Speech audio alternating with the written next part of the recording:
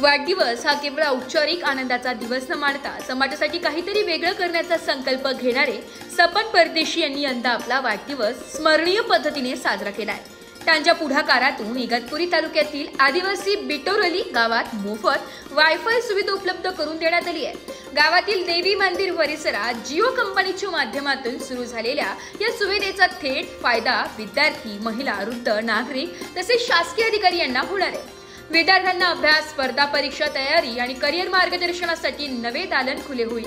महिलांना बचत गट, शासकीय योजना तसेच मनोरंजनपर कार्यक्रम सहज पाहता येतील। वृद्धांसाठी घर बसल्या धार्मिक व सांस्कृतिक कार्यक्रम पाहण्याची सोय होईल। तर शिक्षक व अधिकारी तंत्रज्ञानाच्या मदतीने शिक्षण आणि जनजागृती अधिक प्रभावीपणे करू शकतील। सपन परदेशी यांनी यापूर्वीही वाढदिवस, शैक्षणिक साहित्य वाटप, दिव्यांग व निराधार बांधवांना मदत अशा सामाजिक उपक्रमांनी साजरा केलाय। मात्र यंदाचा उपक्रम ग्रामीण भागातील डिजिटल दरी कमी करण्याचा हातभार लावणारा ठरलाय।